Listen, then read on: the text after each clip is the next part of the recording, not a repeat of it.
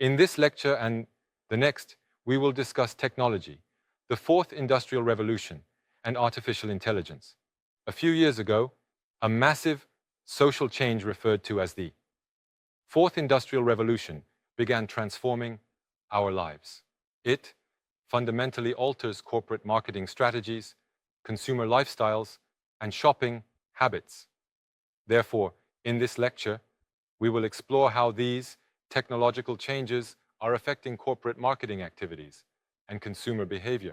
First, it is necessary to take a broad look at the distribution market. We refer to offline distribution, which includes traditional retailers such as department stores, supermarkets, marts, and traditional markets, all of which are experiencing stagnation and decline. Of course, online distribution is experiencing rapid growth. New forms of distribution, such as e-commerce and mobile distribution, are also rapidly expanding. In this context, omnichannel is spreading, and this is a topic that is often discussed. One of the main themes I want to address today is omnichannel. The term channel refers to distribution, and omnichannel can be seen as a new way of distribution. Traditional distribution, online distribution, and mobile distribution do not operate separately. Instead, they occur simultaneously, which is what we refer to as omnichannel. Let me give you a simple example. If I need to buy a bag, I go directly to the bag store in a department store, which is offline distribution. I select a bag, and when I need to pay for it, I take out my phone and search online shopping site to see where I can find it the cheap. You find it right away and place an order on the spot. If a store employee comes over, it might be quite annoying, right? Then you order and go home. It will take about 2 to 3 days for the delivery, which is also undesirable. During the day, the bag you ordered directly at the department store with your phone arrives at the convenience store in front of our house by evening. This person bought a bag. However, everything, offline, online, and mobile, happened all at once, in one day. This is what we call omnichannel. It can be seen as an example of the early stage of omnichannel. Recently, the true omnichannel refers to a new way of distribution that mixes offline, online, and mobile all together, combined with advanced technologies like virtual reality, augmented reality, and artificial intelligence, creating a world that did not exist before. Ultimately, the fourth industrial revolution and information technology are fundamentally changing the distribution market, and it can be said that the COVID-19 pandemic has accelerated these changes. The spread of non-face-to-face, contactless consumption and contactless shopping can be seen as another significant trend in the retail market recently. On another note, we can see a significant trend towards eco-friendliness, health, and well-being. Our company, Atomy, is leading the way in ESG management by incorporating eco-friendly practices into our business. For instance, we use eco-friendly paper products instead of plastic and are initiating projects like the Blue Marine Project. While there are examples of eco-friendliness in Atomy, I would like to introduce the Linus Project. There is a famous dairy company in France called Danone, which obviously purchases a lot of milk as its raw material. However, these dairy cows release a tremendous amount of methane gas through burping and flatulence. So, we are starting a project at Danone. We are developing a type of grass that emits less gas. Amaranth is a type of grass. When we fed a genetically improved variety of amaranth to dairy cows, the milk produced by those cows contained significantly higher levels of omega-3. This improved the quality of the product. Crucially, the livestock that consumed this feed emitted less methane gas. This has made a significant contribution to cleaning the air in Europe. This is utilized in marketing. A full-page advertisement is placed in newspapers. This receives a good response, leading European consumers to purchase a lot of Danone's products, which results in an interesting increase in sales. Customers are changing as well. Consumers are evolving. First, we can see changes in demographic structures, such as the increase in single-person households. Nearly 1/3 of households consist of 1 or 2 people. As a result, shopping behaviors are also changing. Another point is that new customer segments are emerging, such as active seniors, the YOLO generation, and those engaged in overseas direct purchase. Have you heard these terms? Active seniors, in their 50s, 60s, and 70s, are actively seeking out their lifestyles and becoming proactive consumers. Unlike in the past, YOLO, you only live once. It means that you only live once in this life. Tightening your belt is not the only way to live. Let's live joyfully. These values are spreading, including the concept of overseas direct purchase. Now, the scope of distribution transcends time and space. You can go anywhere, whether it's the United States, France, Japan, or China.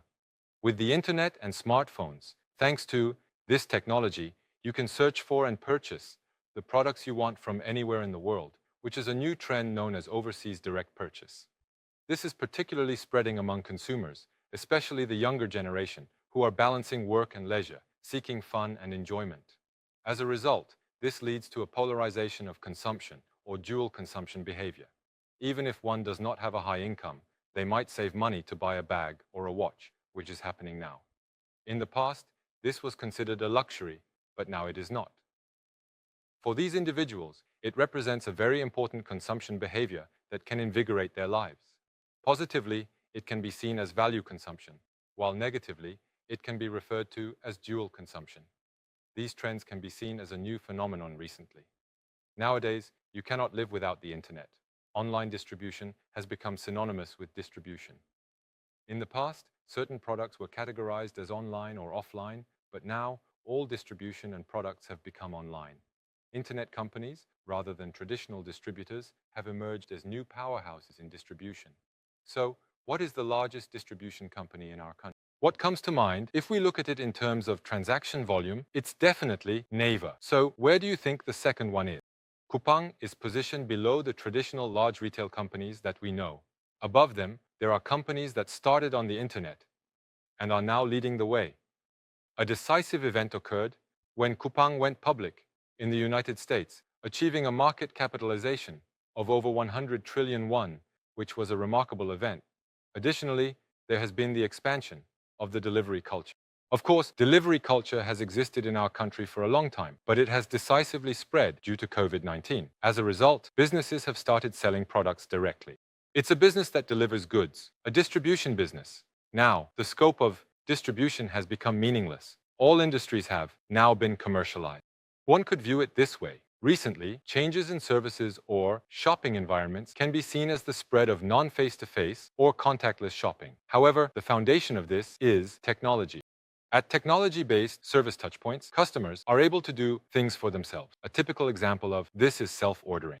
Self-checkout kiosks in supermarkets and self-service ticket machines at airports have changed in just 2 or 3 years. All of these are based on technology, meaning that services are being provided to oneself. Famous retailers like Walmart and South Korea's E-Mart are all contemplating how to quickly utilize technology to save customers time and effort, making shopping more convenient.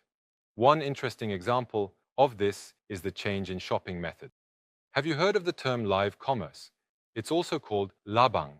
This technology, based on the internet or broadcasting, allows for real-time sales directly between consumers and sellers through chat or conversation. Live commerce is spreading rapidly. As far as I know, Atomy is also trying out new live commerce content in line with these changes in the distribution market.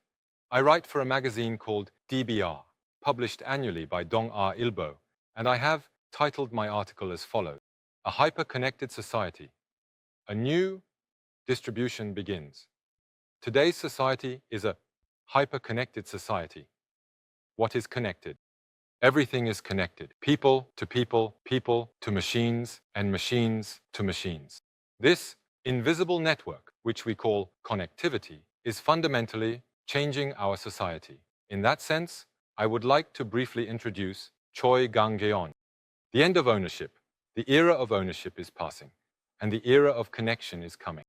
It emphasizes this point. In the past, I would buy something for myself, bring it home, and use it alone. Now that all societies are interconnected, we no longer need to own things. Instead, we can borrow, share, or exchange information with one another. This connected society is what drives our current world. I believe this reflects the essence of our times, much like the content of a good book. So, I then wrote an article for the magazine DBR. In the omnichannel world, today's consumers are not the same as yesterday's consumers. We are witnessing new shopping behaviors, particularly the rapid growth of online transactions. You all know the term Black Friday. right? On this day, retailers and manufacturers offer massive sales. In the past, people would line up from early morning on that Friday. However, for the past few years, we no longer see this scene. Thanks to smartphones and the internet, shopping has become much more convenient. The sales on Black Friday have become a hot topic. In 2015, approximately $12.1 billion was spent in stores on that day in the US, while online sales began to grow rapidly. A similar phenomenon can be observed in China. Have you heard of Singles' Day? On Singles' Day, the famous Chinese internet company, Alibaba, started an enormous sale. On this day, there are tremendous sales occurring in China, with an astonishing revenue of $14 billion generated online in 2015. This is an incredible figure, growing by 30% to 40% each year. Last year, there was a staggering amount of transactions exceeding 80 trillion yuan. That became a hot topic. The market is now being driven by online platforms, with the internet and smartphones leading the way. Let's briefly look at an example from the United States. Amazon is the epitome of online distribution. So, while Walmart ranks first in terms of sales, it cannot match Amazon in terms of growth. Walmart is trying out new services, such as ordering from its online site and picking up in-store, which is part of its new service called BOPIS, Buy Online, Pick Up in Store. In the US, online and offline retailers are attracting customers by trying out new services. Shall we take a look at one of Amazon's initiatives? I would like to introduce a service called Prime Wardrobe. What this service does is, when you want to buy clothes or shoes but are unsure whether to purchase them, you don't have to worry. Just order them without hesitation. Once you place the order, they will send you an empty return box. You can try on the items at home, and whatever you like, you keep, and only pay for those. If you don't like something, we will collect it for free. You can order up to 15 items of clothing or shoes, without any restriction. The payment isn't going through. There's no need to worry. You can receive it at home, and the payment will be processed then. This is the Prime Wardrobe service. It has been a very popular service. Everything is based on technology. The changes in the market environment due to the fourth industrial revolution and the evolution of information technology are signaling many transformations in Atomy's business model. I understand that Atomy is also actively trying out new sales methods. Therefore, we need a deep understanding and analysis of the changing distribution environment and consumer changes. I think it might be necessary for you to also consider the business model of Atomy. Today, we generally discussed the fourth industrial revolution and online distribution, but in the next lecture, we will share new insights on the topics of distribution and virtual reality. That concludes today's lecture. Thank you for your hard work, and I look forward to seeing you in the next lecture. MBC.